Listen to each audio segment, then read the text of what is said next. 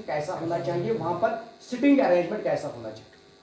Number 1 अगर आप यहां पर देखोगे तो ये है हमारा P1, ये है हमारा P2 और ये है हमारा P3। इट मीन्स कि ये जो P1, P2, P3 है, इनका सिटिंग अरेंजमेंट जो है वो बिल्कुल ऐसी होना चाहिए, यानी हम दरवाजा खोलेंगे और आगे होना चाहिए P1, क्योंकि वोटर जब आएगा उससे पहले किसके पास जाना है, P1 के पास, उसके बाद P2 के पास, उसके बाद P3 के पास।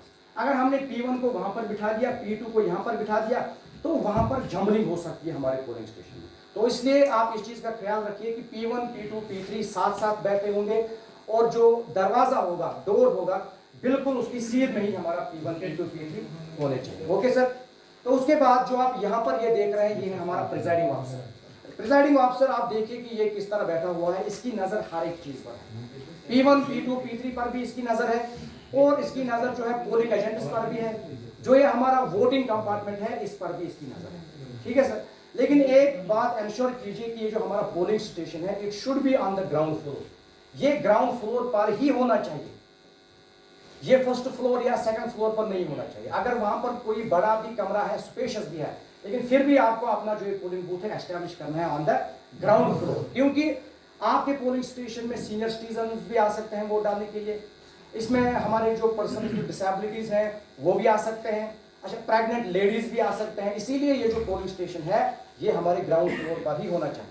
और आपको ये भी इंश्योर करना है कि वहां पर हर एक फैसिलिटी है जिन्हें हम कहते हैं एश्योर्ड मिनिमम फैसिलिटीज, जो हम एक वोटर को बेसिक मिनिमम फैसिलिटीज अपने पोलिंग स्टेशन में देते हैं, प्रोवाइड करते हैं। उसमें आता है हमारा रैंप होना चाहिए, electricity arrangement, furniture arrangement, shed, extra extra extra. ये आपको देखना है कि ये सारी चीजें यहाँ पर अवेलेबल है कि नहीं।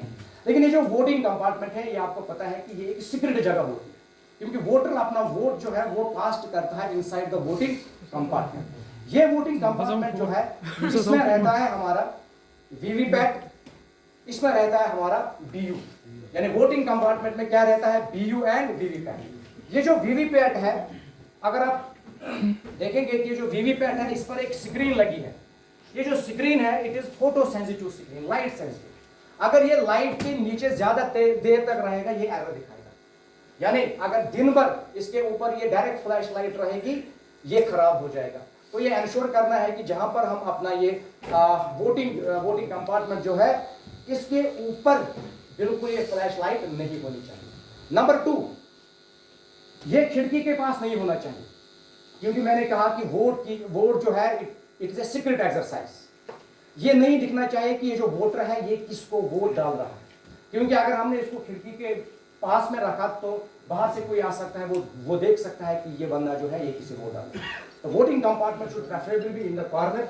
वहां पर लाइट अच्छी होनी चाहिए लेकिन डायरेक्ट फ्लैश लाइट नहीं होनी चाहिए। नंबर 2, वो ये एक खास जगह पर होना चाहिए जो सीक्रेट। ठीक है सर। तो ये है हमारा layout of the polling station. अब चूंकि ये असेंबली इलेक्शंस है, इस बार एक्सपेक्टेशन है कि लोग बहुत ज्यादा आएंगे वोट डालने के लिए, क्योंकि असेंबली इलेक्शंस है, लोकल कैंडिडेट्स है, तो अच्छी बात है। लेकिन जब लोग बहुत ज्यादा आएंगे तो क्यू मैनेजमेंट हमें यहाँ पर रखनी है, क्यूज, लाइन्स। तो प्रेफरेबली हमें 3 लाइन्स बनानी है, 3 queues, 1 for male, 1 for female and 1 जो है जो तीसरी जो ये लाइन होगी it should be reserved for senior citizens, it should be reserved for pregnant ladies, it should be reserved for person with disabilities. यानी कोई डिसेबल बंदा आपके पोलिंग स्टेशन में वोट डालने के लिए आया, उसको लाइन में वेट नहीं करवाना है।